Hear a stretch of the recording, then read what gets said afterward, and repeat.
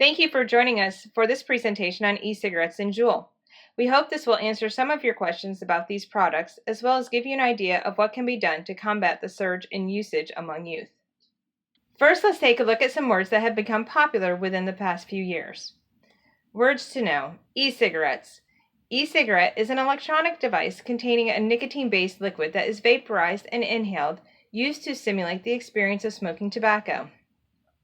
Vaping is the action or practice of inhaling and exhaling the vapor produced by an e-cigarette or similar device.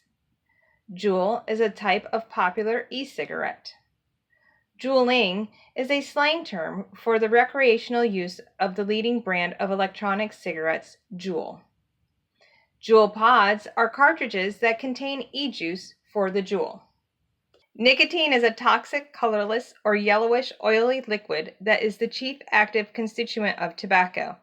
It acts as a stimulant in small doses, but in larger amounts blocks the action of autonomic nerve and skeletal muscle cells. Nicotine is also used in insecticides. Vapor is a substance diffused or suspended in the air, especially one normally liquid or solid.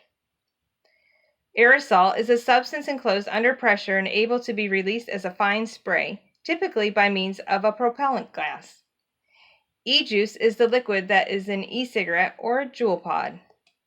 Combustible tobacco, capable of igniting and burning and typically found in tobacco cigarettes or pipe tobacco. The 2018 National Youth Tobacco Survey results showed a dramatic increase in the youth rates for both middle and high school students from 2017 to 2018. In middle schools, a 48% increase occurred from 3.3% to 4.9%, roughly 570,000 of all middle school students who have used an e-cigarette in the last 30 days. In high schools, a 78% increase occurred from 11.7% to 20.8% of all high school students, roughly 3 million who have used an e-cigarette in the last 30 days. The stark rise has been likely caused by a type of e-cigarette called JUUL, which now controls 75% of the market share. This chart represents the number of middle and high school students that have ever used an e-cigarette based on the 2017 Youth Risk Behavior Survey. Considering the increase in youth e-cigarette use in 2018, as we saw in the previous slide, we fear these numbers are even higher. The optimum time to prevent the onset of health-compromising behaviors is the grade before they start becoming prevalent. This national representative data says prevention should start in 5th grade. We do not have data on e-cigarette use in elementary school at this time. There is caution as not to introduce a behavior they have never thought of, so care must be taken and education messages should be limited to establishing a negative attitude. We want to prevent youth from ever picking up the e-cigarette habit. So what are the components of an e-cigarette? All e-cigarettes contain 4 basic parts: a battery, a microprocessor, a heater or atomizer, and cartridge or tank. There are many variations of the mechanism, but the basic process is the same. The microprocessor senses when the user inhales on the end of the e-cigarette, and on this cue instructs the heater, atomizer, to vaporize the liquid, which the smoker inhales through the mouthpiece. The vapor is then drawn into the lungs the same way that a regular cigarette is inhaled. E-cigarettes come in several different forms: disposable, rechargeable, tanks, and refillable. The pictures in the red box number 1 show some examples of disposable e-cigarettes. These e-cigarettes often resemble the shape and/or look of traditional cigarettes and are intended to be used until the liquid runs out, at which point they are to be discarded. In box number 2 has some examples of tanks. Tanks are large e-cigarettes with a rechargeable battery and a large refillable cartridge. In box number 3 is an e-cigarette, which is a sarin drop and is refillable pod designed to look like the shape of a teardrop and is often referred to as a drop by young adults. In box number 4 is the latest product in the e-cigarette epidemic, is the JUUL. JUUL uses small disposable pods that insert into the larger JUUL device, which is rechargeable. A JUUL device could easily be confused for a USB drive, and they can even be charged in laptops or computers. Students who use a JUUL device may not consider themselves as vaping or using an e-cigarette, but JUULing. Students who use JUUL may also refer to inhaling their JUUL as a JUUL rip. In some schools, students even refer to their bathrooms as JUUL lounges. JUUL continues to lead the e-cigarette company's market share by increasing dramatically in less than a year to 75% of the market share as reported by Nielsen in October of 2018. JUUL closed out the 2018 year with 75.8% of the market share. Despite the recent scrutiny with JUUL and the increase in the number of young adults using JUUL, it hasn't affected its popularity and market share. JUUL continues to dominate the e-cigarette industry, only down in sales by 0.5% in the first 2 weeks of January 2019. JUUL pods have an incredibly high nicotine concentration, which puts each puff from a JUUL on par with the nicotine delivered in a puff from a traditional cigarette. This is not the norm for e-cigarettes. In fact, JUULs are more than double the maximum concentration allowed in the European Union, and the sale of JUUL devices was recently banned in Israel because of the remarkably high nicotine content. The amount of nicotine in a single JUUL pod is equal to the amount of nicotine found in an entire pack of cigarettes, and includes roughly the same number of puffs, which is 200. There are more than 8,000 different flavors of e-juice and counting. The use of flavors to mask the harshness of tobacco is a seductive and deceptive marketing technique that has been used by the tobacco industry for decades, including products like menthol cigarettes or fruit-flavored cigars. But e-cigarette vapor lacks the harsh burn of traditional cigarettes or cigars, making that first puff that much friendlier on the palate and thus easier for kids to take up the habit. According to the Journal of the American Medical Association, 81% of kids who ever used tobacco products started with a flavored product. It is important to note while FDA has taken steps to change e-liquid packaging and has discussed banning flavors of e-liquid, flavored e-liquid is still on the market. Many youth think that when they vape or JUUL, they aren't consuming nicotine. Yet 99% of the e-cigarettes sold in the convenience stores, supermarkets, and similar outlets in 2015 contained nicotine. Beyond nicotine, any substance that can be transformed into a liquid can be used in an e-cigarette, including other narcotics like marijuana. Using nicotine in adolescence can harm parts of the brain that control attention, learning, mood, and impulse control. Each time a new memory is created or a new skill is learned, stronger connections or synapses are built between brain cells. Young people's brains build synapses faster than adult brains. Nicotine changes the way these synapses are formed, interfering with the brain's sensitive pleasure and rewards feedback loop. Because of this, nicotine in adolescence may also increase risk for future addiction to other drugs. E-cigarette use has been shown to increase the risk of ever using combustible tobacco cigarettes among young adults and youth. Young adults who use e-cigarettes are more than 4 times as likely to begin smoking cigarettes within 18 months compared with their peers who do not vape. There is a positive reinforcement with nicotine addiction and a physical dependence to avoid withdrawal symptoms. As someone who uses a nicotine product, the chemical is absorbed into the system and mood and pleasure centers are aroused. The tolerance and physical dependence for the substance increases as use continues.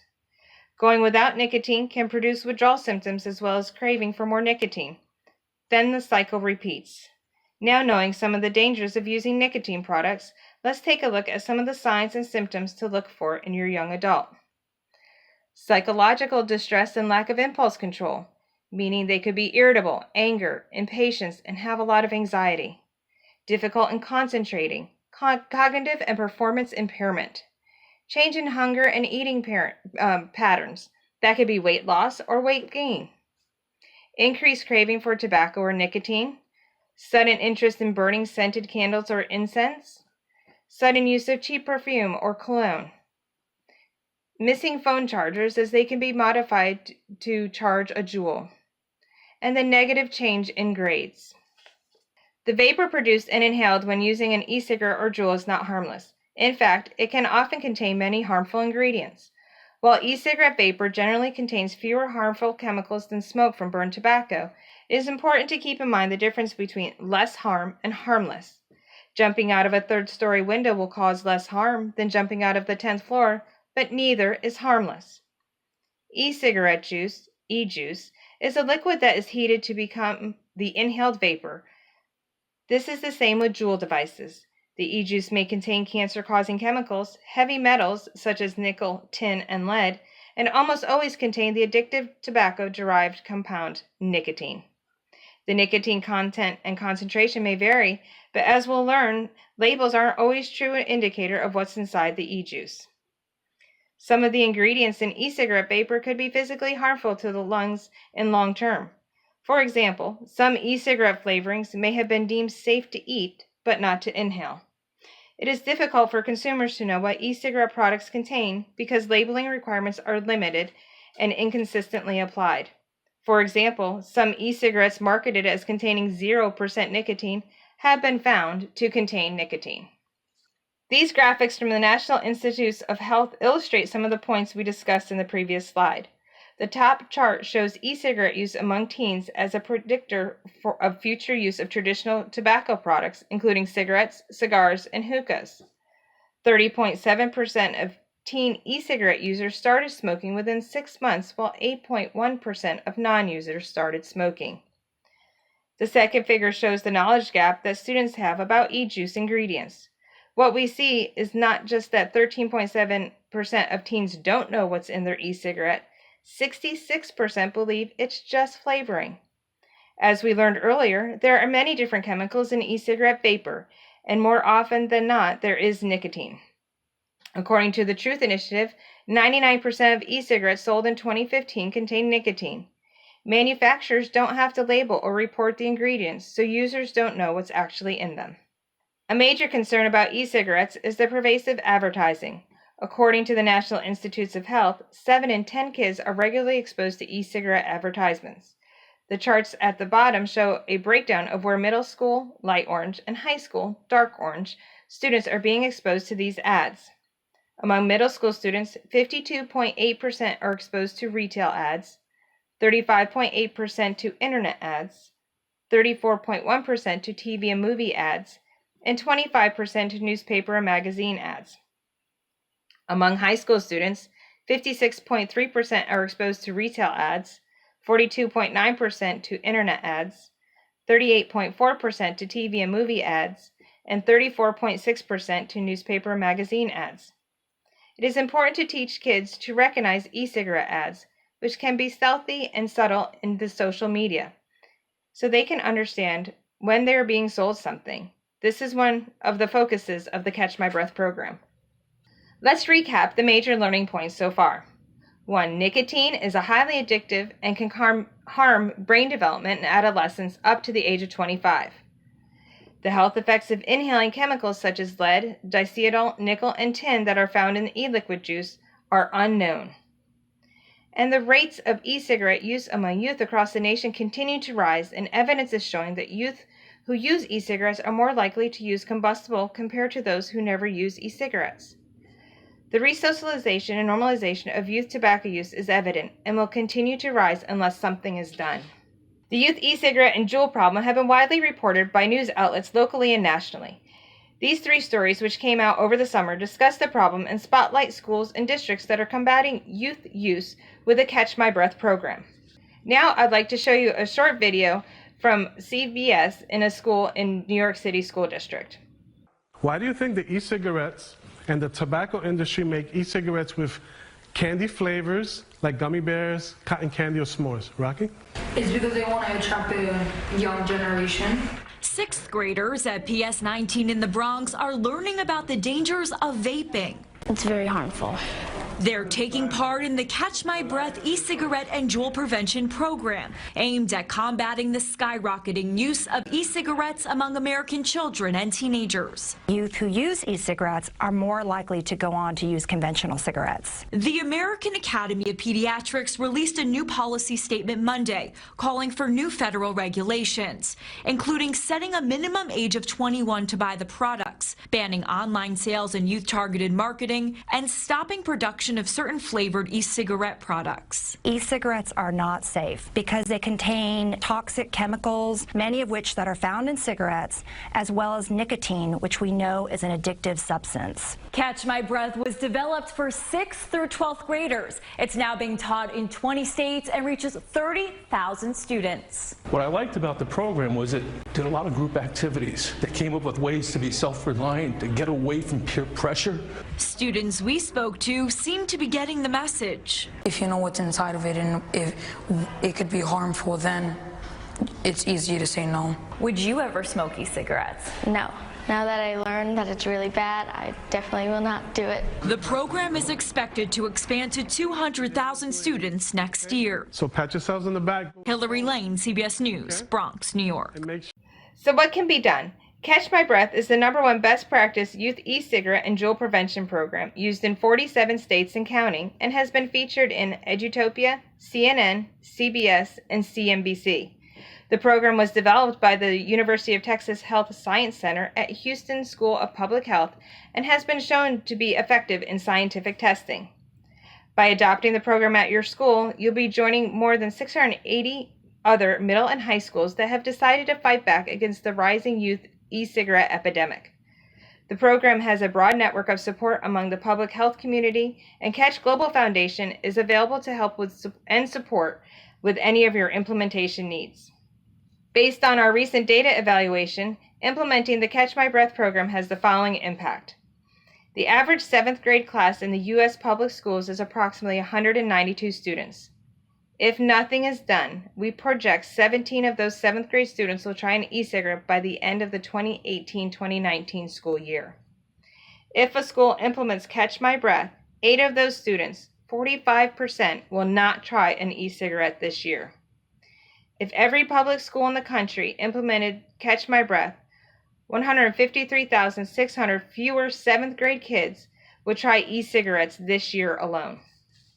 This is a testimonial from a student in Illinois after finishing the Catch My Breath program.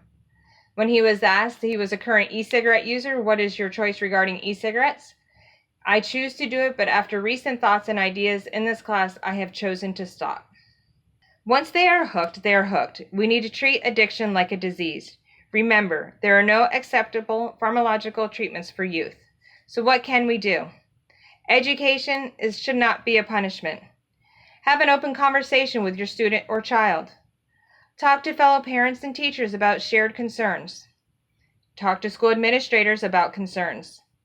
Find out what your school policy is regarding use or possession of e-cigarettes. Understand that addiction is a disease. Catch My Breath is available to your school for free thanks to generous funding support from CVS Health. The program aligns with national academic and Common Core standards, as well as the SHAPE health education standards. During the 4th session peer-led program, students will receive information regarding e-cigarette and JUUL products and learn about the marketing tactics used to lure youth into believing they are fun and harmless. Students will also practice communication and decision-making skills to avoid peer pressure to use e-cigarettes and JUUL. The program is available for grades 6 through 12 and may be taught multiple years as the content progresses in complexity from year to year. For questions about the program or e-cigarette prevention in general, please feel free to contact the Catch My Breath Program Director, Marcella Bianco. The QR code on the screen links you to our parent involvement page. Stay informed with email updates. We promise to keep our emails to a minimum and the content relevant to you and your community. Help us keep Catch My Breath up to date with a small donation. Your support allows us to keep schools informed about the latest trends and science surrounding youth and vaping.